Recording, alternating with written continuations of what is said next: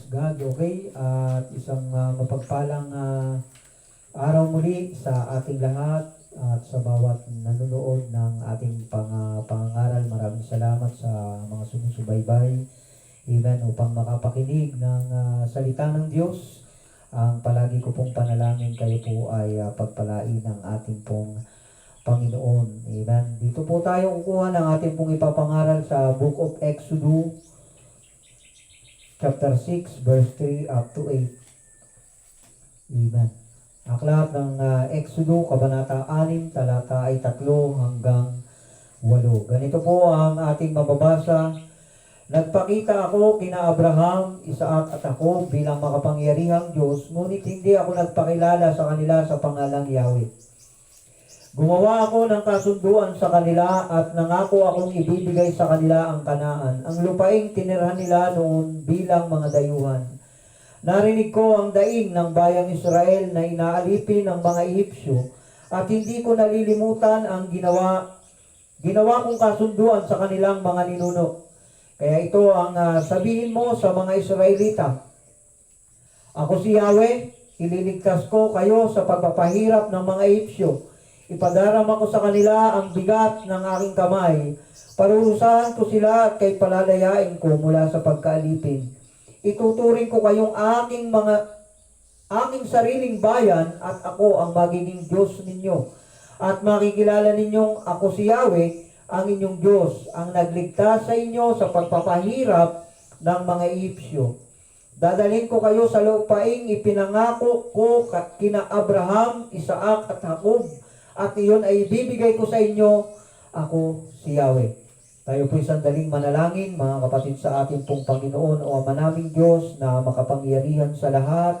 Minsan pa, ako po'y nagpapasalamat, Panginoon, sa aking mga kapatid na naririto, Panginoon, sa aking pamilya, dakilang Diyos, sa aking asawa at mga anak. Panginoon, maraming salamat sa biyaya mong buhay para po sa amin, maging sa bawat mga palaging nanonood ng pangangaral, nakikinig, dakilang Diyos, sila po'y pagpalain mo. Abutin mo po sila, Panginoon, anuman po ang kanilang mga pangangailangan, lalo tigit, Panginoong Diyos, ang mga nagagapos ng mga pagkabalisa, alalahanin sa buhay.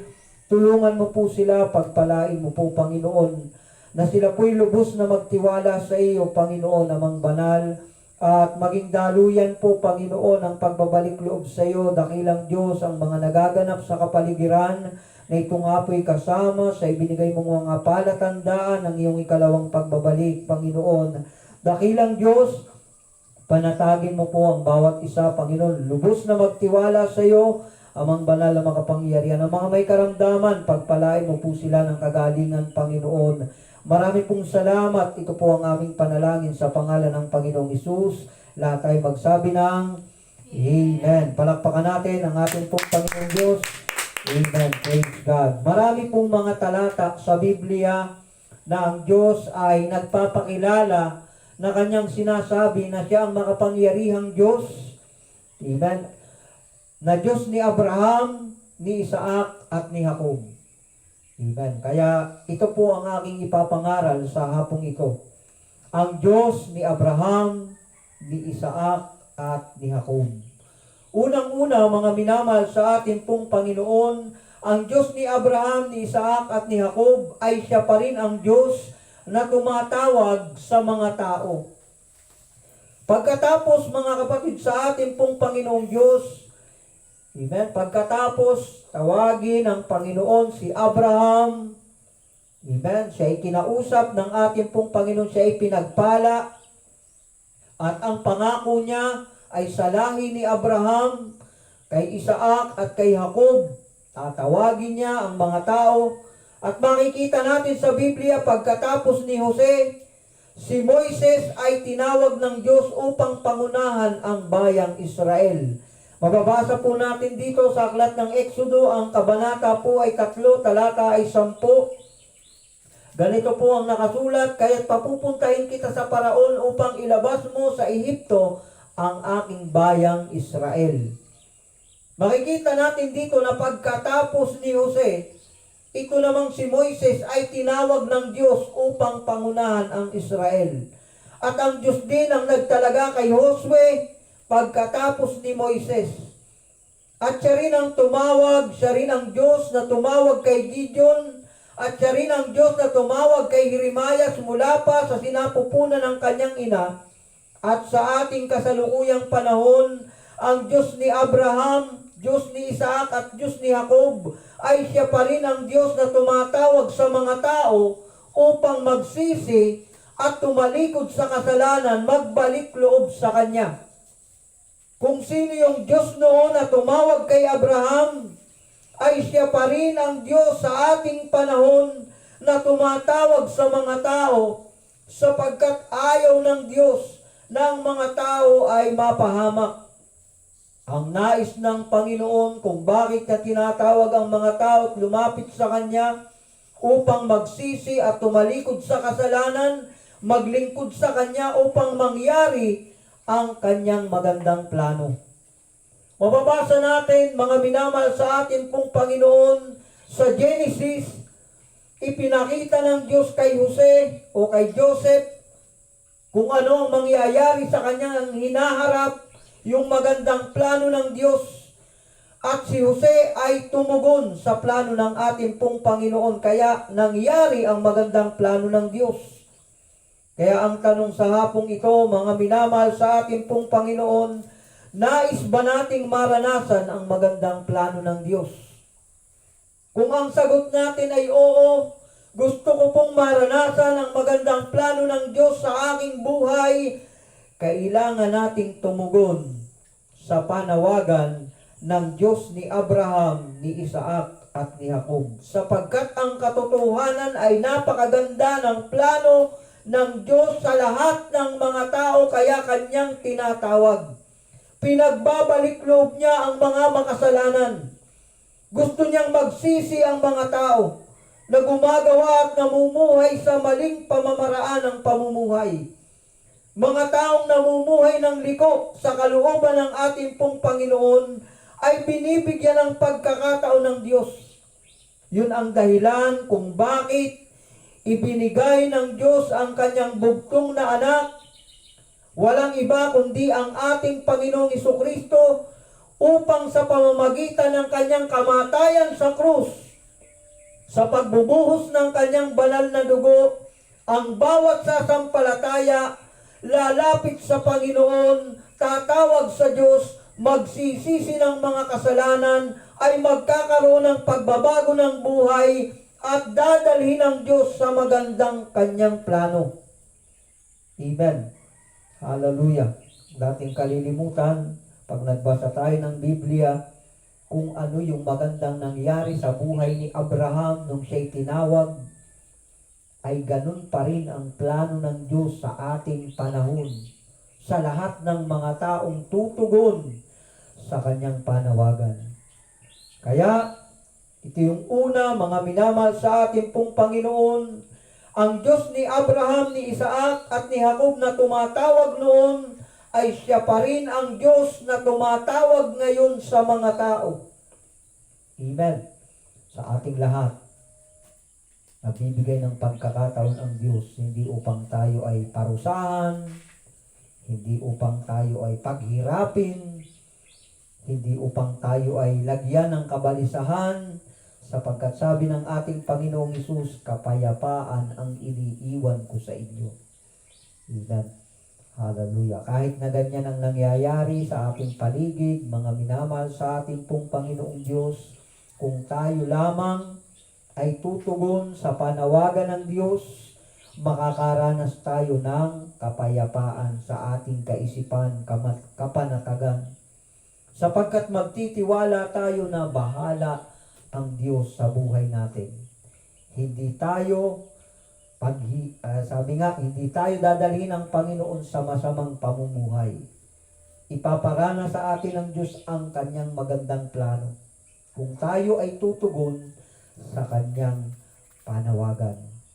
Kaya mga kapatid sa ating pong Panginoon, mga minamahal, mga nanunood online, manunood, amen, hallelujah, hindi mo pa alam kung ano ang plano sa iyo ng Diyos, nagbabasa ka ng Bible, meron kang sekta ng pananampalataya,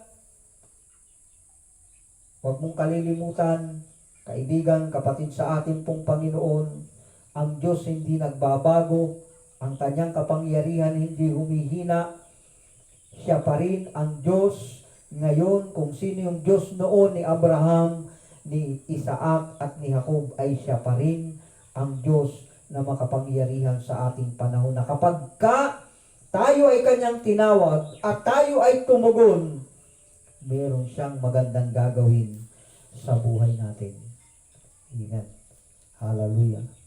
Kaya mga kapatid, kapag tayo ay tumugon sa tawag ng Diyos, kung papaano ang pagtawag ng Diyos kay Abraham, sabi ng Panginoon kay Abraham, Abraham, umalis ka sa lupain ng iyong mga kamag-anak. Pumunta ka dun sa lupain, ituturo ko sa iyo.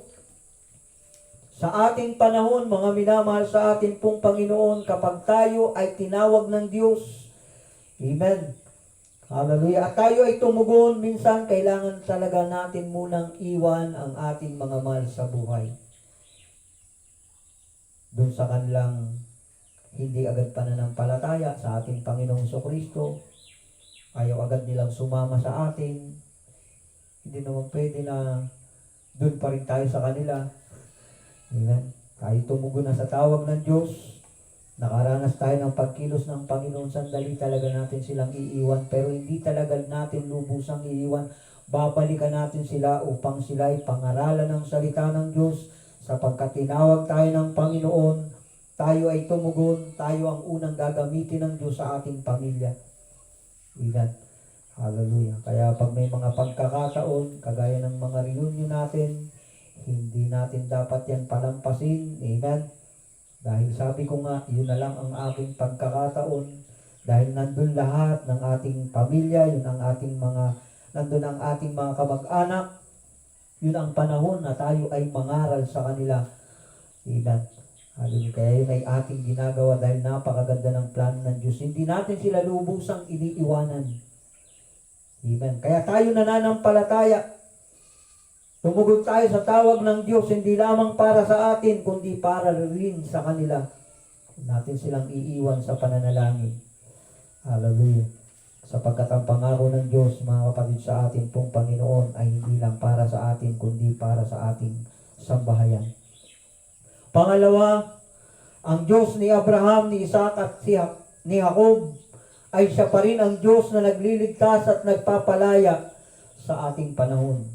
Dito sa ating teksto, sabi ng ating Panginoon kay Moises sa Exodus chapter 6 verse 5 hanggang 6, ganito po ang sabi, narinig ko ang daing ng bayang Israel na inaalipin ng mga Ehipsyo at hindi ko nalilimutan ang ginawa kong kasunduan sa kanilang mga ninuno. Kaya ito ang sabihin mo sa mga Israelita, ako si Yahweh, ililigtas ko kayo sa pagpapahirap ng mga Ehipsyo. Ipadaram ako sa kanila ang bigat ng aking kamay.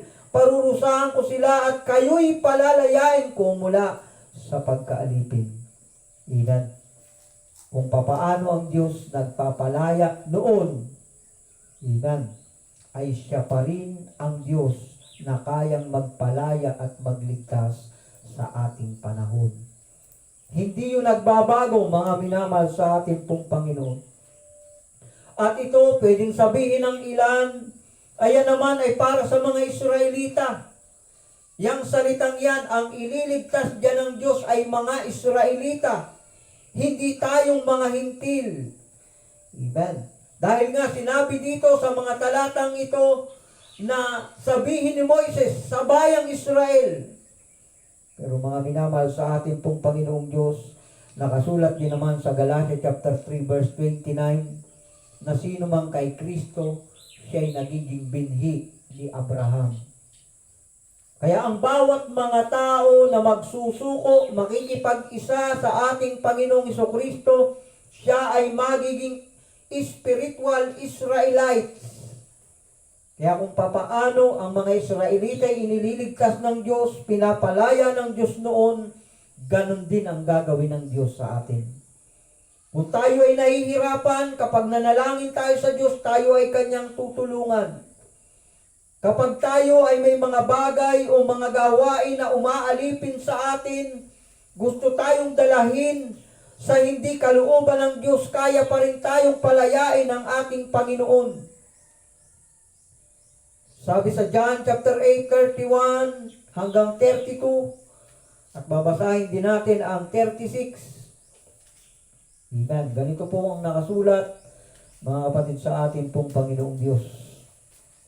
Sabi dito, sinabi naman ni Jesus sa mga Hudyong naniniwala sa Kanya, kung patuloy kayong susunod sa aking turo, kayo nga'y tunay na mga alagad ko.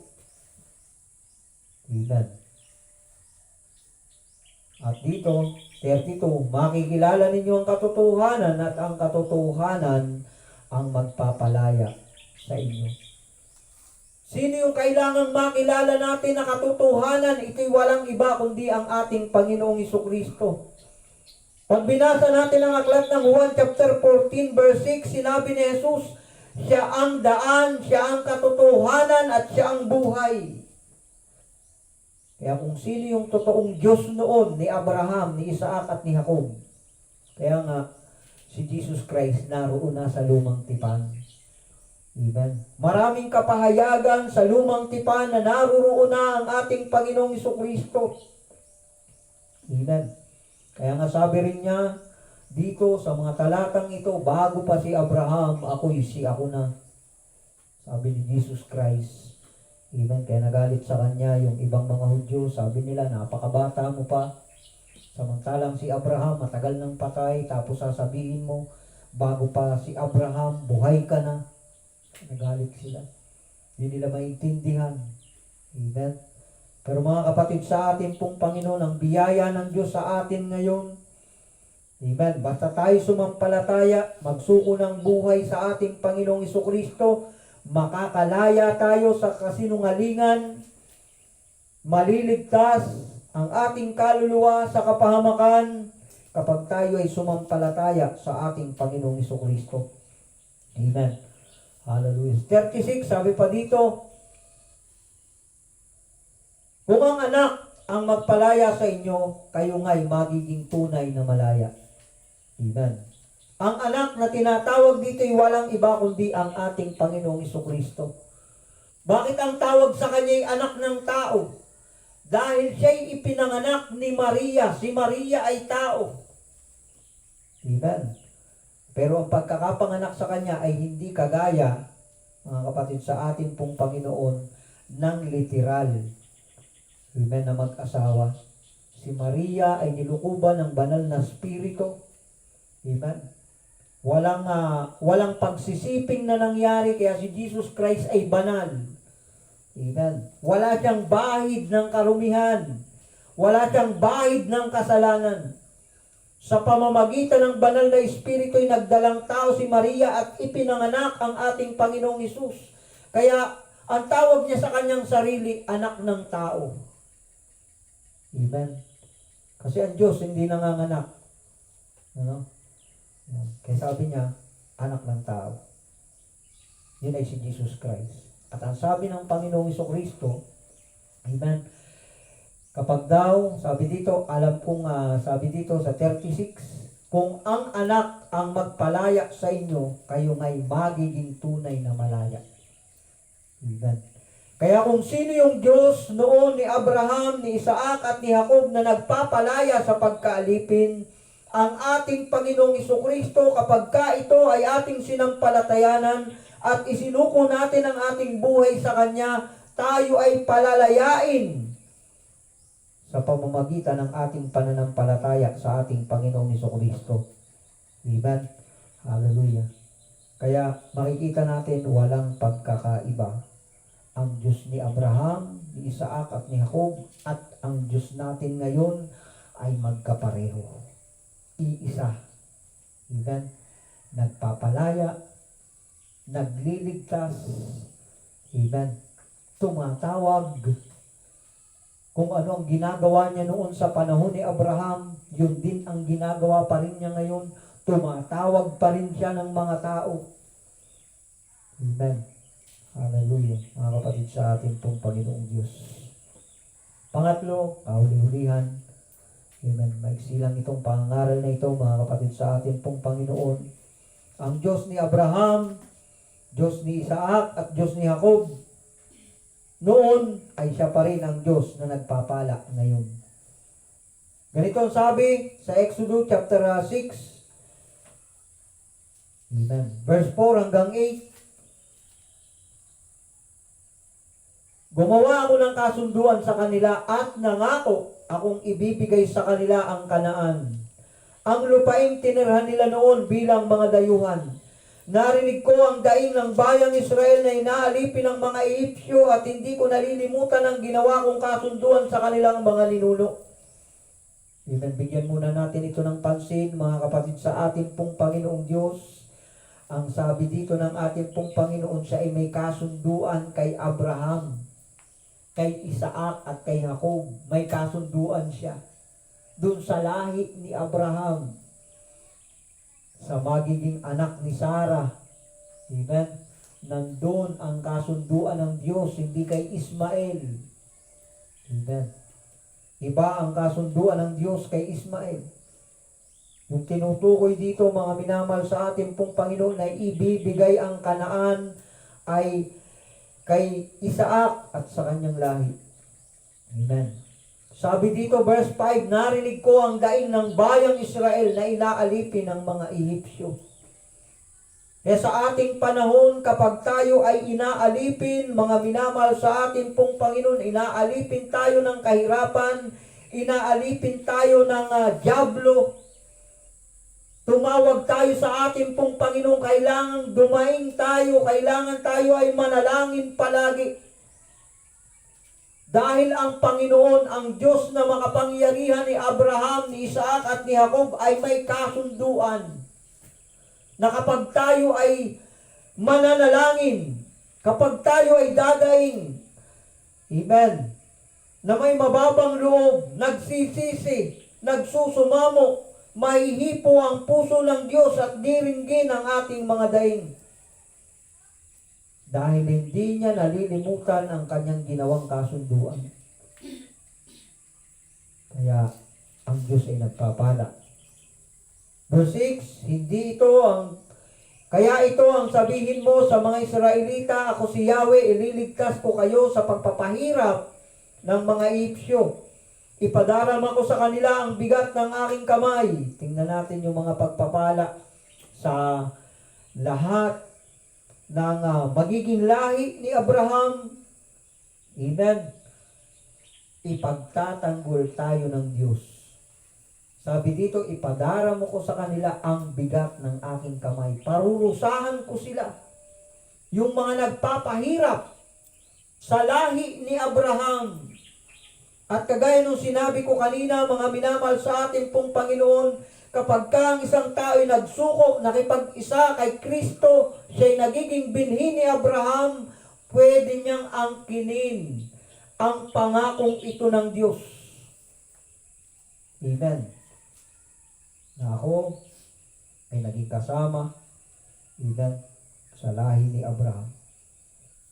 Sa aking pakikipag-isa sa Panginoong Hesus, kahit hindi ako pababayaan ng Diyos. Amen. Kapag may nang-aapi sa akin, bahala ang Diyos sa kanya. Palalayain ako ng Diyos sa pagpapahirap na ginagawa sa akin. Amen. Huwag tayong gaganti sapagkat ang sabi ng Panginoon, Kanya ang paghihiganti. Ang gagawin lang natin, patuloy tayong magpapatawad, patuloy tayong mananampalataya, patuloy tayong maglilingkod sa ating pong Panginoon na walang itinatanim na sama ng loob sa ating puso. Patuloy tayong tatawag sa Diyos at bahala ang Diyos sa mga umaapi sa atin. Dahil kasama tayo sa mga pinangakuan ng Diyos. Yun ay dumadaloy, mga minamahal sa ating pong Panginoon. Kung hindi ako nagkakamali, amen. Hallelujah. Pwede kayo mag-comment kapag ako'y mali. Mga minamahal, baka may nanonood na abogado. Kung ako'y may pagkakamali, pwede nyo po akong i-correct. Amen. Pero may narinig akong batas. Amen. Na sa ating panahon, kung applicable pa po ito sa ating panahon, kahit hindi ka Kahit hindi ka tunay na anak, ikaw ay ampon, pero inari kang tunay na anak, pwede kang maging tagapagmana nung umampun sa'yo. Dahil siya may kapamahalaan. Amen? Kahit siya may magkaroon ng tunay na anak, at ikaw naman ay inampun niya, pwede kanyang bigyan ng pamana. Amen? May karapatan pa rin yung ampun. Amen? Hallelujah. Kasi tayo, hindi tayo tunay na mga Israelita. Amen? Tayo ay mga hintil, tayo umaasa sa biyaya at habag ng Diyos. Pero dahil sa pananampalataya natin sa ating Panginoong Jesucristo, parang tayo ay inampu ng Diyos. Kaya meron din tayong karapatan sa pangako ng Panginoon, sa binhi ni Abraham, sa mga Israelita, sapagkat yan naman ay salita din ng Diyos sa Galatia chapter 3 verse 29. Mga kapatid sa ating pong Panginoon. Tuloy natin ang basa. Amen. Sabi dito, ituturing ko kayong aking sariling bayan at ako ang magiging Diyos ninyo at makikilala ninyong ako si Yahweh. Ang inyong Diyos ang nagligtas sa inyo sa pagpapahirap ng mga Ehipsyo. Sabi dito, itinuturing ko kayong aking sariling bayan at ako ang magiging Diyos ninyo. Sa Bible, meron tayong mababasa na sabi doon, naging aking bayan ang dating hindi ko bayan. Tayo yun, tayong mga hintil. Na hindi naman talaga tayo bayan ng Diyos. Dahil nga tayo mga hintil, hindi tayo mga Israelita. Pero nang tayo sumampalataya sa ating Panginoong Jesucristo, na dati hindi tayo bayan ng Diyos, tayo ay naging bayan. Inari tayong bayan ng Diyos, inari tayong pag-aari. Amen. Nakasama sa kanyang pinapangakuan ng pagpapala at buhay na walang hanggan, mga kapatid sa ating pong Panginoon. Kaya kung papaano ang pagpapala ng Diyos kay Abraham, kay Isaac at kay Jacob, ang pangakong yan ng Diyos ay pwedeng dumaloy sa atin. Amen. Hallelujah. Madadaluyan tayo ng pangako ng Diyos sa ating pakikipag-isa kay Kristo. Kaya bilang pagtatapos, mga kapatid sa ating pong Panginoon, ako'y naniniwala, kaya sinabi ni Jesus Christ sa John chapter 15 verse 7, na sinabi niya, kung nananatili kayo sa akin at nananatili sa inyong aking mga salita, hingin ninyo ang anumang nais ninyo at matutupad iyon para sa inyo. Amen. Hallelujah. At ang sabi rin niya sa verse 5, ako ang puno ng ubas at kayo ang mga sanga, ang nananatili sa akin at ako sa kanya, ang siyang nagbubunga ng sagana, sapagkat wala kayong magagawa kung kayo hiwalay sa akin. Amen. Kapag pala, mga kapatid sa ating pong Panginoon, hindi tayo nakipag-isa kay Kristo, hindi tayo makakasama doon sa pinangakuan ng Diyos. Doon sa Diyos ni Abraham, ni Isaac at ni Jacob. Amen? Hindi tayo kasama doon. Pero kapag tayo pala nakipag-isa kay Kristo, nanatili tayo sa Kanya, nagpatuloy tayo, pwede tayong daluyan ng pagpapala na ipinangako ng Diyos kay Abraham, kay Isaac, at kay Jacob. Yung lamang, mga kapatid sa ating pong Panginoon, sa hapong ito, palakpakan natin ang ating Panginoong Diyos. Hallelujah! Purihin natin ang ating Panginoon. Glory to God, glory to Jesus Christ.